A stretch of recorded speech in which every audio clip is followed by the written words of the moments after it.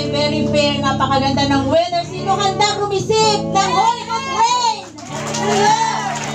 Sabihin natin ang ulan ng pagpapala na nagbubuhat sa ating Panginoon. It's a Holy Ghost rain. Hallelujah. Feel the blowing of the Spirit. Fall afresh on us.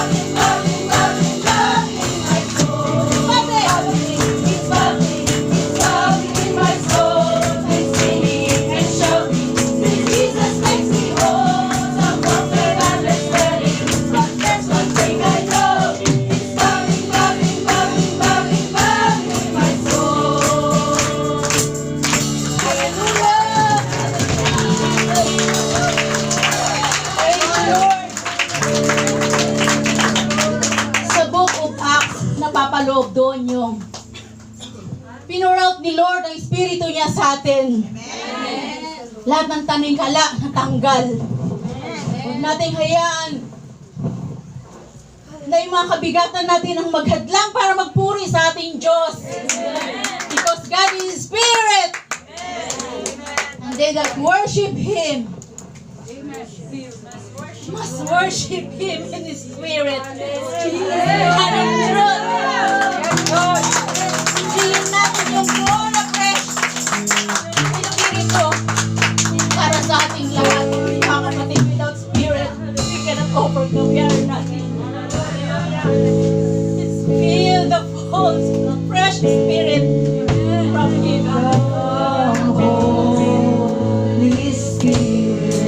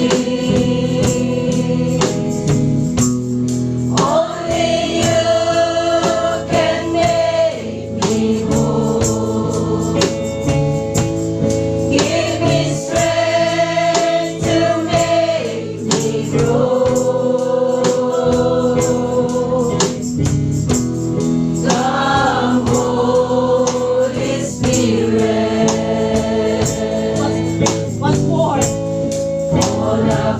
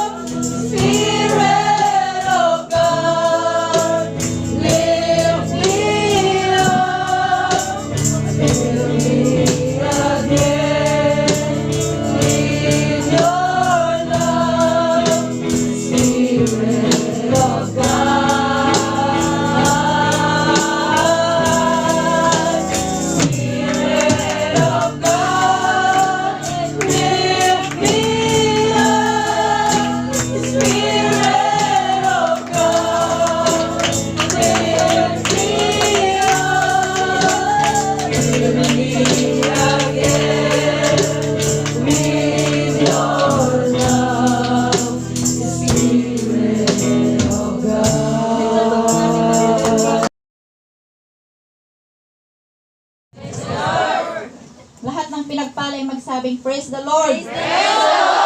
Praise. Amen.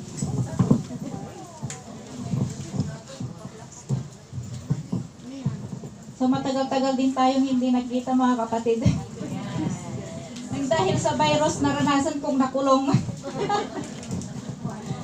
ng mahigit 1 buwan.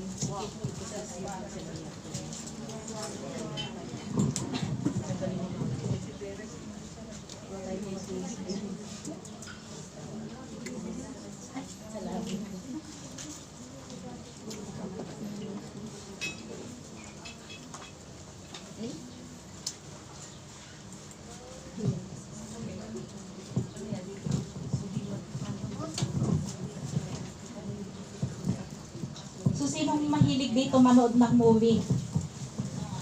Movie from the story from the Bible.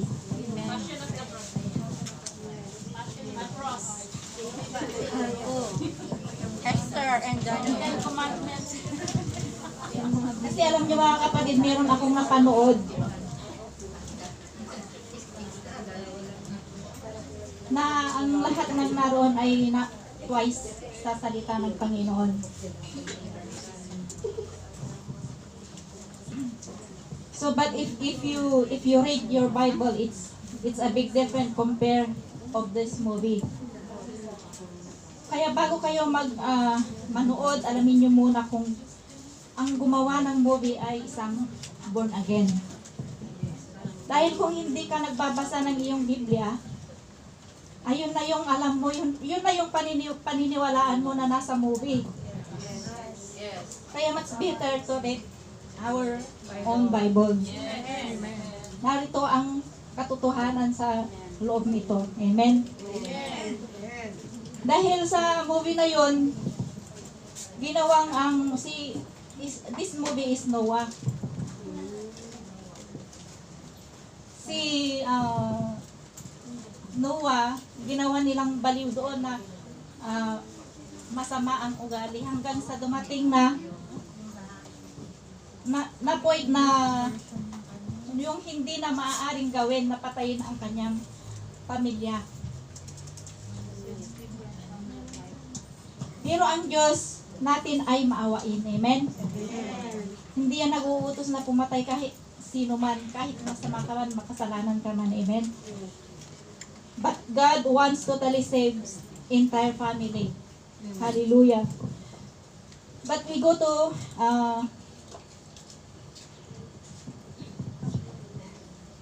the whole story. We read first in Genesis chapter 6 verses 1 to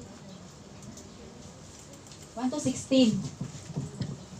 So ilabas natin mga kapatid ang ating mga Biblia dahil ang projector natin is na coronavirus. Nasira mga kapatid.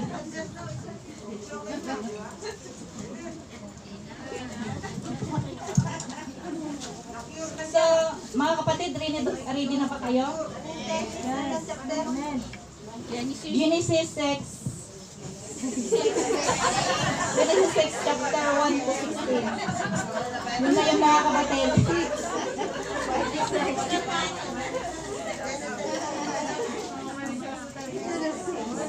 Basahin natin mga kapatid.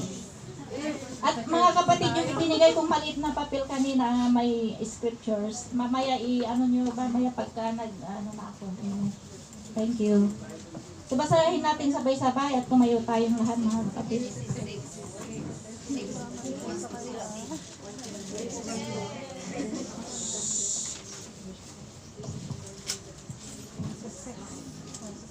Sabay nating basahin mga kapatid.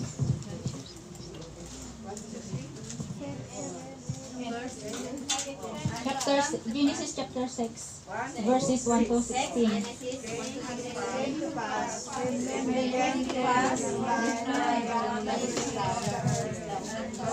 Sabay-sabay tayo mga kapatid. Verse 1. And it came to pass when men began to multiply on the face of the earth, And daughters were born unto them, that the sons of God saw the daughters of men, that they were fair, and they took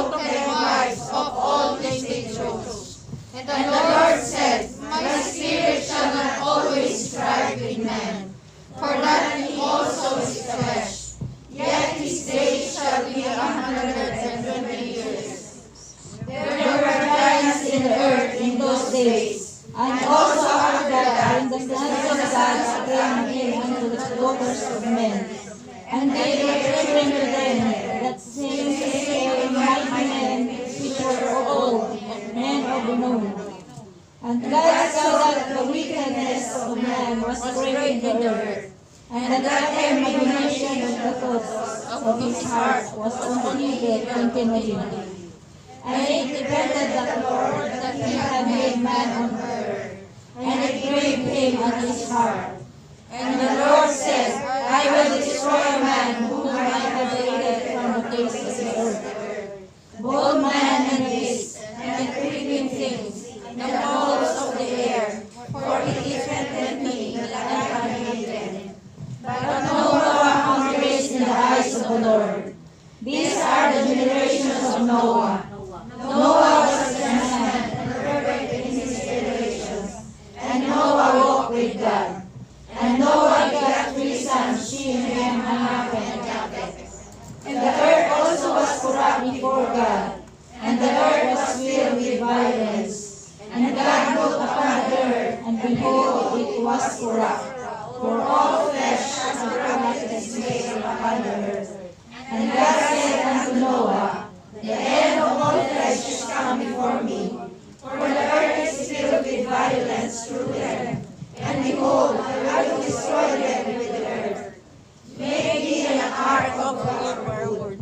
Rome shalt thou make in the ark, and shalt pitch it with them in the other pitch.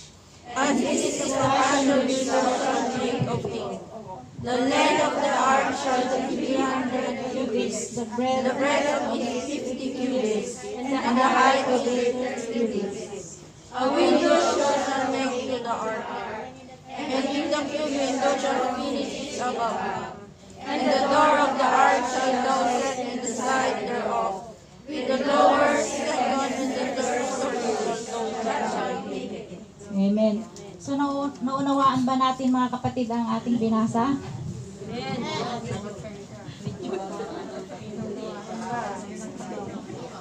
Hindi ba gano? Kaya bago tayo pupunta doon sa story na to, kailangan, sorry mga kapatid, upo tayo mga kapatid. We must know and understand the promise, the very promise of the prophecy.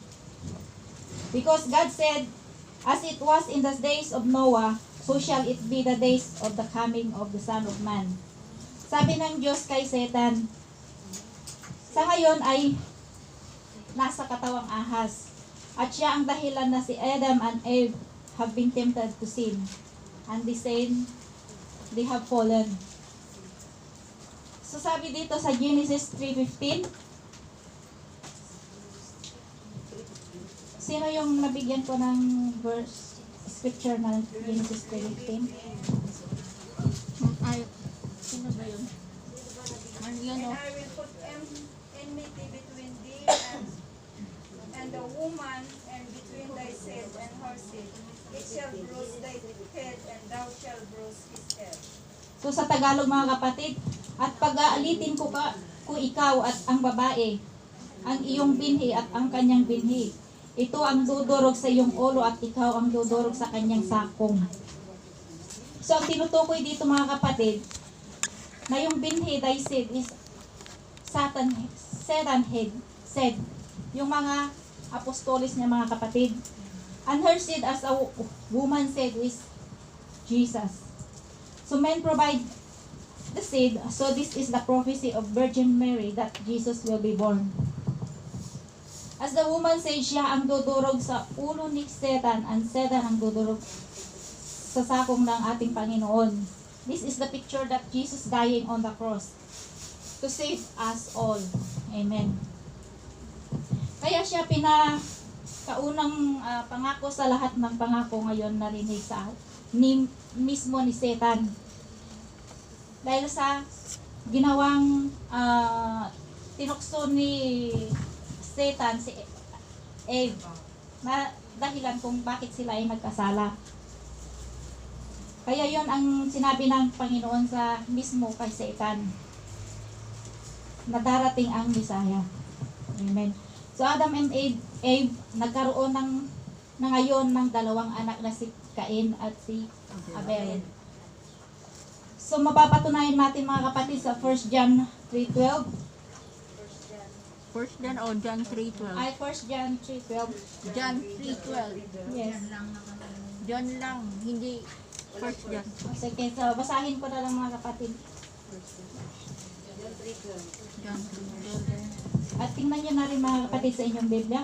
So, not as Cain who was of that wicked one, and slew his brother, and wherefore slew he him?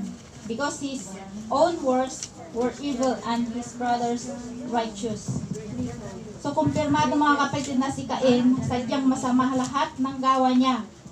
Ito'y na-recruit ni Satan. Kaya mag-ingat tayo mga kapatid na sa mga gawa natin, huwag tayong gumawa ng masama.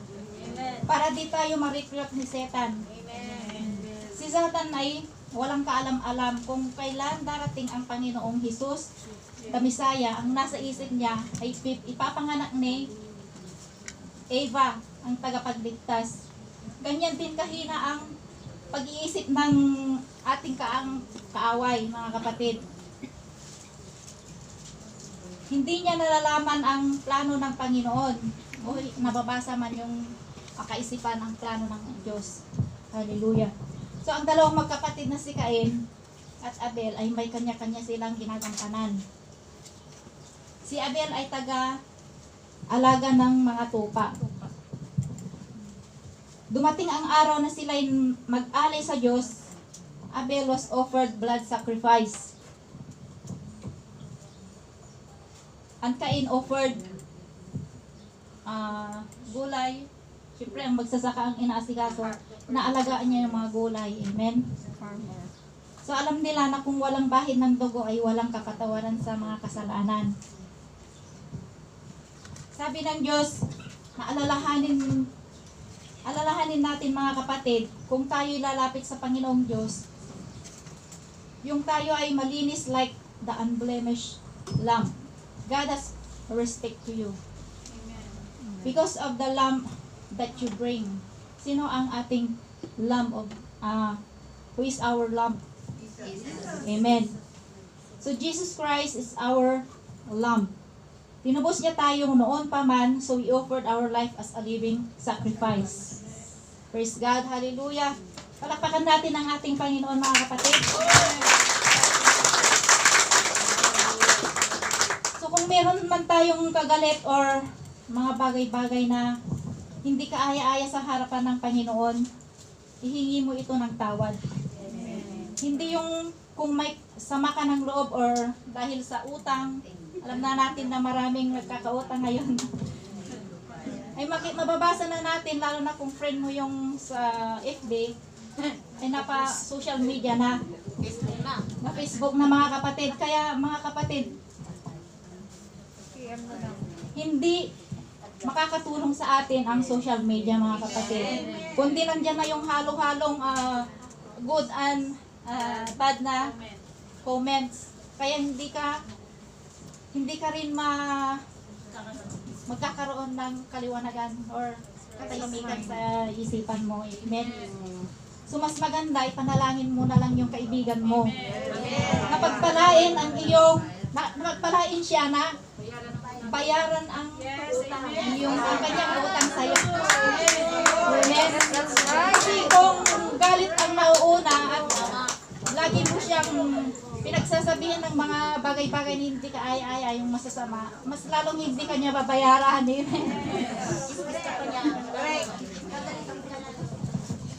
So balik tayo sa tabing mga kapatid, halata na si Satan na mas pabor ang Panginoon kay Abel.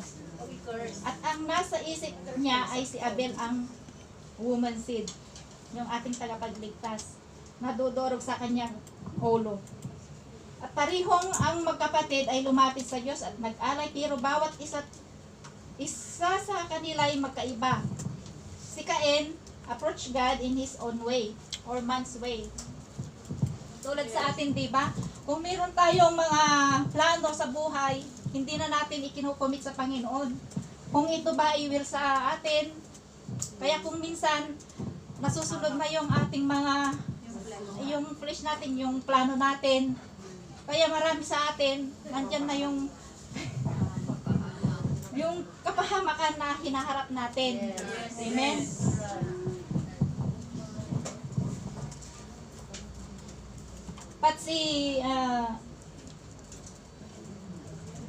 but si Abel approach God's way.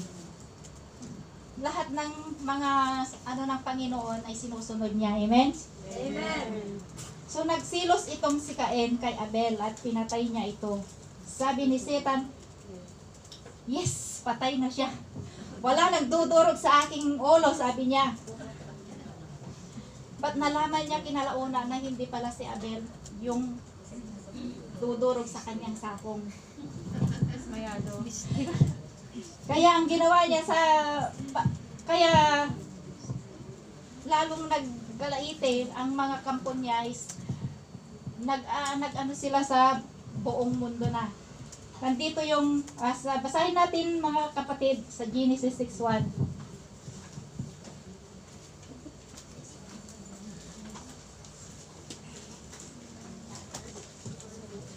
Genesis 6:1 said, "And it came to pass when man began to multiply on the face of the earth, and daughters were born unto them."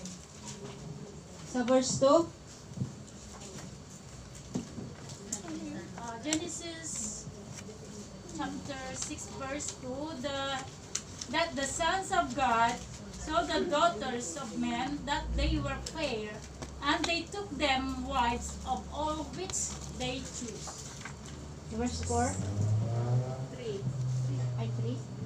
Sa verse 4 na lang mga kapatid. Verse 4, there were giants in the earth in those days, and also after that, when the sons of God came in unto the daughters of men, and they bare children to them, and the same became mighty men, which were of old, men of renown. Amen. So nabasa natin mga kapatid sa verse 1 na when men began to multiply on the face of the earth, and daughters were born unto them. Kaya ang mga daughters of men ay magaganda. Mga babae ang tinutukoy dito mga kapatid. Sa mga unang panahon, maraming higante or Nephilim, fallen ones. Dito sa lupa, may mga eruptions na darating ang mangyayari sa anak ng tao.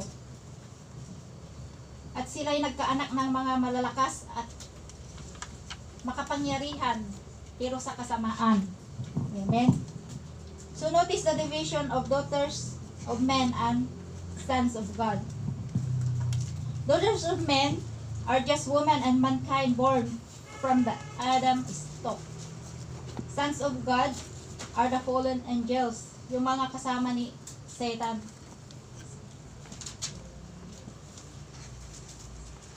So they are angels. Angels din sila pero hindi angels ng Panginoon.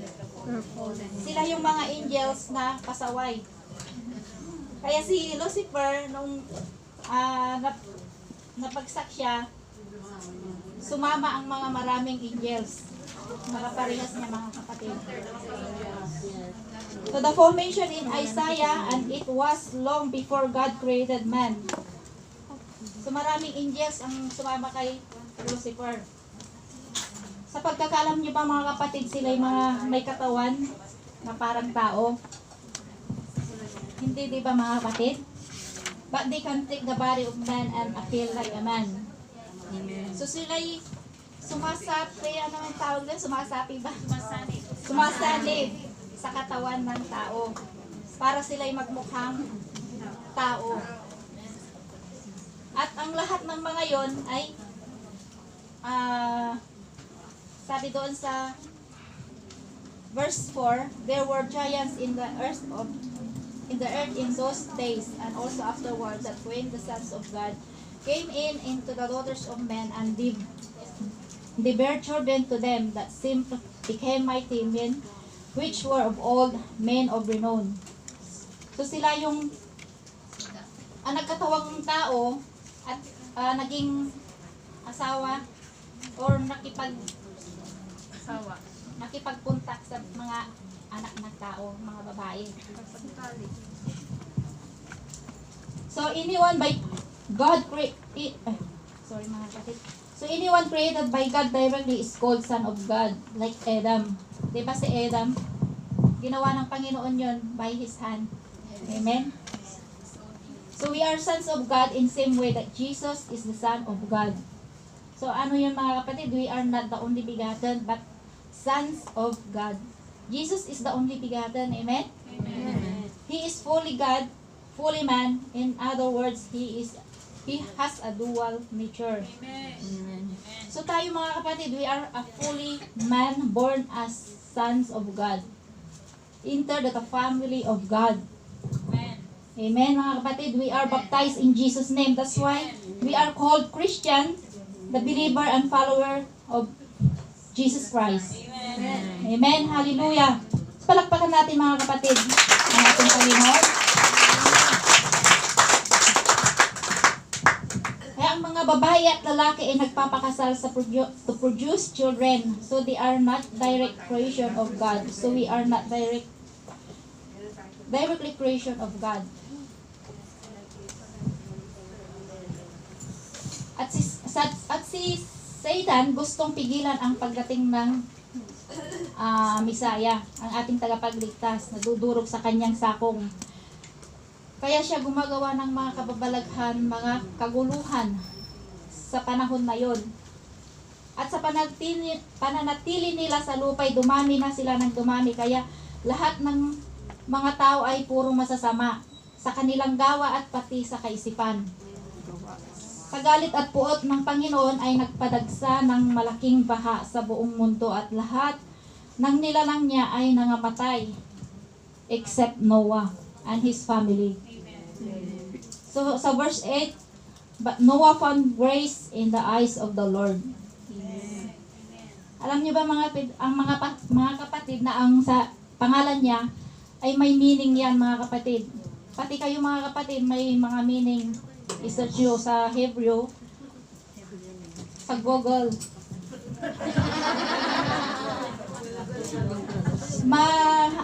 Ma-search nyo doon yung mga pangalan nyo kung anong ibig sabihin. So, Noah is meant rest.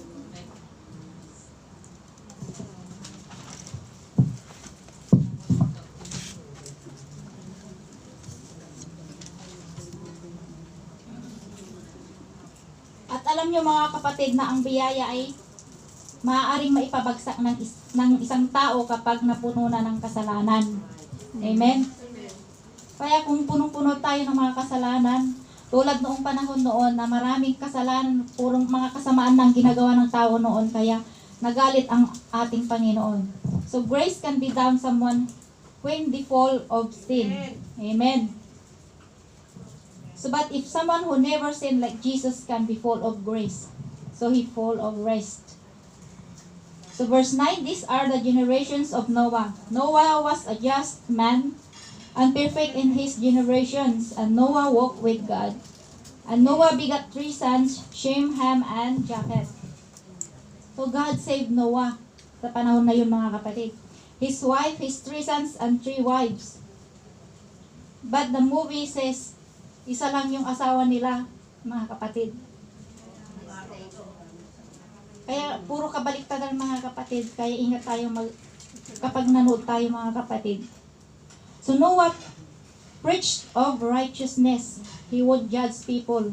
Na kasi ganito, makasalanan kayo, ganyan. Hindi yun ganun mga kapatid. Kundi pinaparating niya sa mga tao ang kabutihan ng ating Panginoon. Amen. Habang ginagawa ang barko, he also proclaimed the word of God sa mga tao. Amen. Kaliwat kanan yan mga kapatid, ang kanyang ginagampanan ang nais ng Diyos. Pinapahayag niya ang kabutihan ng Diyos at sinasabi niya na judgment o ang sakuna ay darating na. Pero ang mga tao ay nagsisitawanan pa. Hindi naniniwala sa kanya. Sabi pa nila, na paanong babaha ang init-init ng sikat ng araw.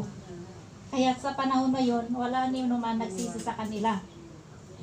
O bago dumating ang baha, sa buong mundo ay nagbigay pa ng pagkakataon ang Diyos para ang mga tao ay maligtas pa, mga kapatid. Ganyan kabuti ang ating Diyos. Amen? Kahit man nauubod ka ng sama, kung ikaw ay lalapit sa Diyos, ikaw ay kanyang papatawarin at tatanggapin. Amen. Hallelujah. Palakpakan natin ang ating Panginoon. Amen. Praise God. So he is just man and righteous man. He was righteous because of his character. Dahil sinusunod niya lahat ang utos ng ating Panginoong Diyos. So he was righteous because of blood of the Lamb. So we can prove it, mga kapatid, sa Hebrews 11:7. Hebrews chapter 11, verse 7. By faith Noah, being warned of things not seen, as yet to move with her, prepared an ark to the saving of his house, by the which he condemned the world, and became heir of the righteousness which is by faith. Amen. According to his faith, mga kapatid, hindi according to his works. So bakit niligtas ng Panginoon ang Noah's family? Because they are the fully human left. Sila lang yung walang bahid ng kasalanan. They are human left. So mga kapatid, ang taong natitira hindi nahaluan ng mga angels or fallen angels. Pagkatapos ng maraming taon, naghari ang kasamaan sa lupa. Dahil sa biyaya at awa ng Diyos na binigay ng tao, kaya tatapusin na niya dahil patuloy ang kasamaang nangyayari. Amen. So that God can preserve the human race. Ang mga kapatid, nakalimutan ko pala na sabihin ang pamagat ng natin, mga kapatid. Pinakita ko na po. God preserves the human race. Kaya mga kapatid, wala tayo ngayon, mga kapatid ko, walang preserve ang ating Panginoon. Amen. So the Messiah will come. Sorry, mga kapatid. So that the God can preserve the human race and God can bring forth the faithfulness of His word. Di ba nabasa natin, mga kapatid, na talakay natin kanina, mga kapatid, sa Genesis 3:15? Yung sinabi mismo ng Panginoon kay Satan. Kaya, preserve ng ating Panginoon si Noah. So our God is faithful. Wala siyang salita na di niya tinutupad, mga kapatid. His grace and mercy is forevermore. Ang pangako niya sa babae na anak ng or woman said, which is Jesus. Ang unang prophecy sa lahat ng prophecy, mga kapatid, at ang pangako sa lahat ng pangako na. Di niya tayo pababayaan, mga kapatid, sa lahat ng mga bagay-bagay, problema man sa ating pamilya. At lalong di tayo pababayaan sa mga panahong ito na sa ating hinaharap na mga tao sa buong mundo. Kung paano pigilin ang virus na ito, mga kapatid. So yun nga yung nabasa natin, mga kapatid, sa group chat, mga kapatid. Yung sino ba yung nag-sense doon? Nasabi niya doon na mapapangisi ka dahil tiro totoo naman, mga kapatid. Nasabi niya, sikat ka ngayon. Sikat nga ang virus ngayon, mga kapatid. Chat ng session, binigay na. Sikat nga ang virus sa buong mundo, mga kapatid. Nag-viral pa nga daw.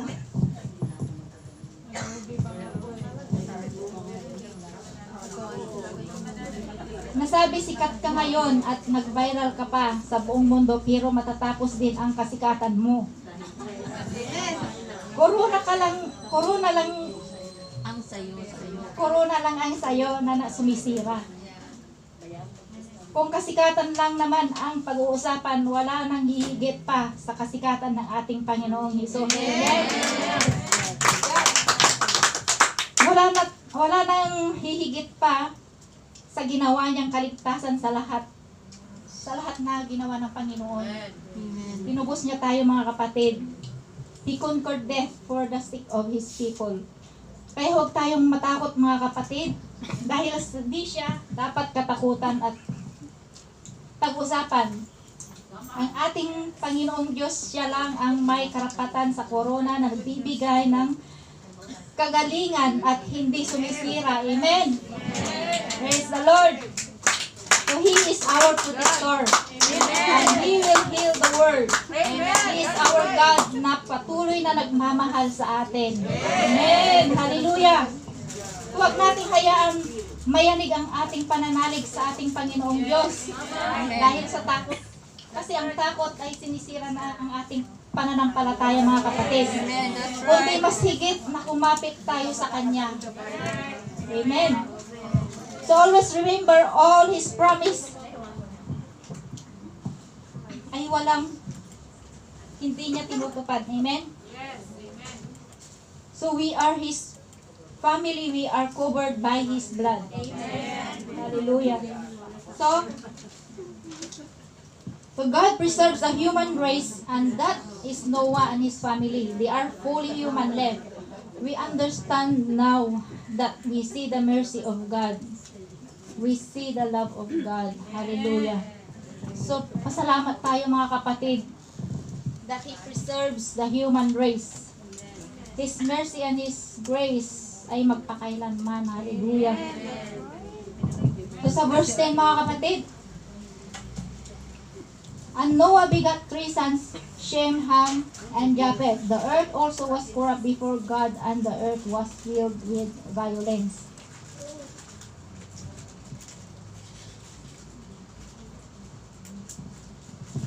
So kaya't ang all races from one pair, man and woman. Kahit ano man ang lahi natin, itaga mo sa bato mga kapatid. Itaga mo sa bato mga kapatid, walang bakla at walang tumboy. Na ginawa ng Diyos. Amen.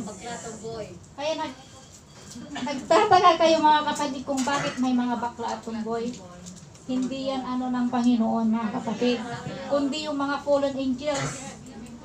Amen.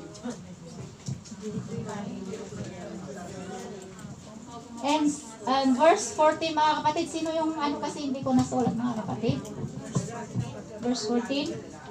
Genesis chapter 6 verse 14. Make thee an ark of copper wood, roll shall thou make in the ark, and shall pitch it within and without with pitch.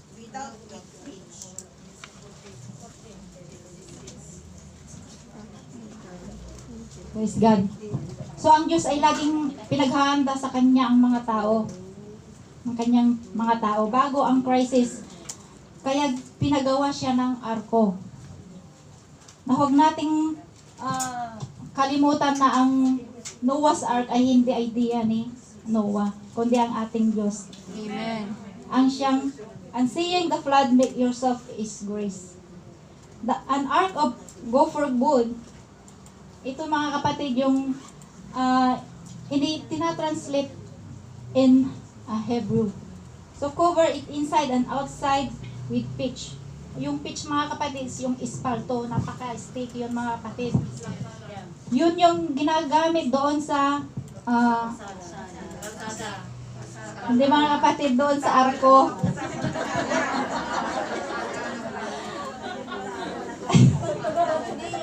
Yun yung ginagamit mga kapatid sa pangkapal doon sa arko na ginagawa para wala man lang tubig na papasok. Cover in Hebrew is kafar. Kafar means atonement. Atonement atonement is to cover inside and outside of our sins, mga kapatid, to make us safe. So ark is a type of Christ as the refuge of His people from judgment. So God is telling us that Noah's Ark is a type of His Son Jesus. So this is a picture of Jesus. The ark suffered sa puot at galit sa mga masasama. That's fallen angels. It's all about of men and man's wickedness is moving to them. So dahil sa puot at galit ng Diyos sa masasama, hit the ark mga kapatid, pero ni isang wave ay hindi na inabot si Noah. So in Psalms 42:7 mga kapatid, deep calleth unto deep, and the noise of thy water spouts, all thy waves and thy bellows are gone over me. So noong ang Panginoon mga kapatid ay nasa cruise scene mga kapatid, sabi niya, all thy waves and billows are gone over me. Came on him, but it never touched us. He took it for us mga kapatid. Inako niya lahat mga kapatid ang ating mga kasalanan. Siya ang nagdusa instead na tayo mga kapatid. Hallelujah. Ang verse 16 mga kapatid, mabilis na tayo mga kapatid. Tatapos na ako mga kapatid.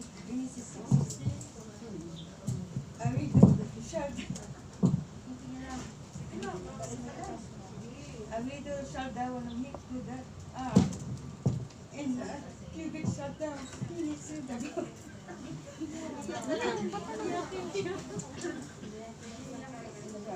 In the door of the ark shall thou sit, and the side door of its doors, second and third stories shall thou make it.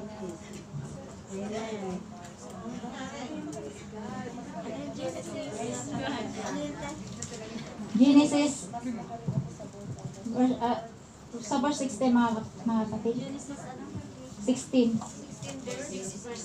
verse 16. Genesis 16:16. Say 16.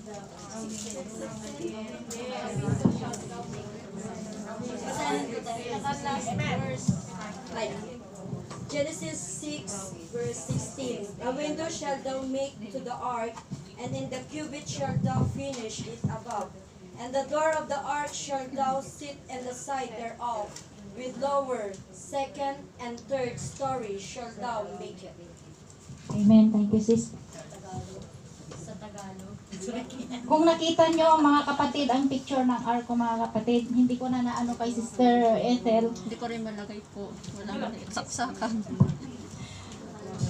Makikita nyo yung window mga kapatid na sa ibabaw. Sabi niya dito, nasa na yun? Wala na wala. Kung bakit sinabi ng Panginoon nasa above the ark, yung mga bintana. Iba yan eh. Kung sa pangkaraniwan na mga barko ay sa bawat floor may mga bintana mga kapatid. At dahil ang bintana na yun ay nasa taas, dahil ayaw ng Panginoon na tayo ma-distract. Kung ikaw ay nasa barko mga kapatid.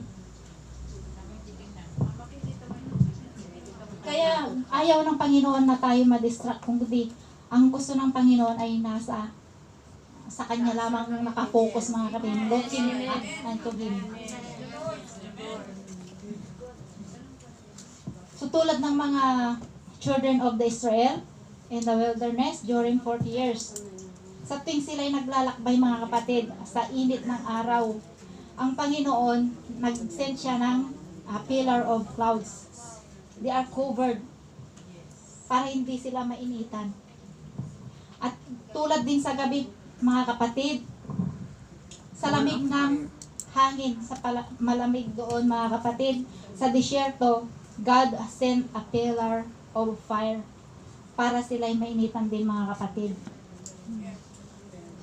At habang sila'y naglalakad mga kapatid sa wilderness, ang Diyos din ay nakasubaybay ang kanyang mga mata at para hindi sila ma-distract sa gawa ng kaaway sa mga lahat ng dinadaanan mga kapatid.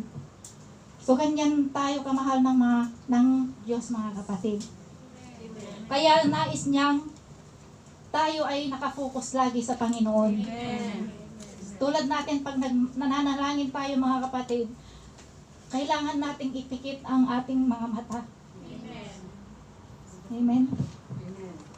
Para maiwasan natin yung mga distraction sa paligid natin. Dahil gawa ng kaawayan mga kapatid. Kaya ano man ang nangyayari sa kapaligiran natin sa ngayon, huwag nating pansinin. Just focus on Jesus, our refuge, our deliverer. Amen? Hallelujah. In Genesis 7, chapter 7, verse 15, They went in unto Noah into the ark, two and two of all flesh, wherein is the breath of life. tapos na din. Yes. And they went into unto Noah. And they went in unto Noah into the ark, two and two, all flesh, wherein is the breath of life. So bawat pumapasok mga kapatid, mga hayop, mga kapatid, ay 2 by 2. magkakaparis. Pair by pair.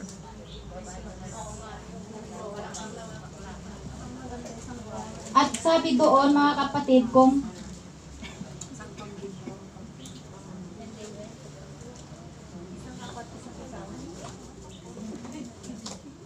at sabi din dito mga kapatid sa and they that went sa chapter 7 verse 17, and the flood was 40 days. Sorry mga kapatid. And they went in male and female of all flesh, as God had commanded him, and the Lord shut him in. So ang Panginoon ang nagsara ng pintuan ng barko. Doon sa palabas mga kapatid, makikipag-away pa si Noah sa mga tao, makikipag-agawan para isara yung pintuan. Pero ang sabi dito sa 17, and the Lord shut him in. Ang Panginoon lamang ang makapagsasara. Siya lamang ang pwedeng magsara ng pintuan ng barko mga kapatid. So God closed the door. When God closed, you and I are safe inside. Amen. Wala nang pwedeng magbukas mga kapatid at wala nino man mananakit sa atin. So mga kapatid, kung tayo nasa loob ng barko ngayon mga kapatid,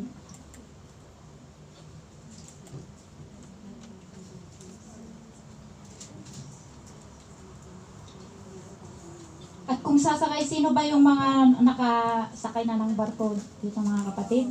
Di ba pagpasok pa lang natin mga kapatid, kung hindi ka hahawak, gigiwang-giwang ka mga kapatid.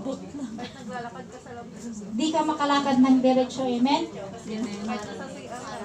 So dahil sa malakas na hampas ng alon, kung sino man ay bumagsak, pero bumagsak sa loob ng ark. So anong gagawin mo mga kapatid? Listen mga kapatid, you are in Christ. Kung babagsak ka man, siguraduhin mong nasa loob ka ng arko, hindi sa labas. Amen? So ito na mga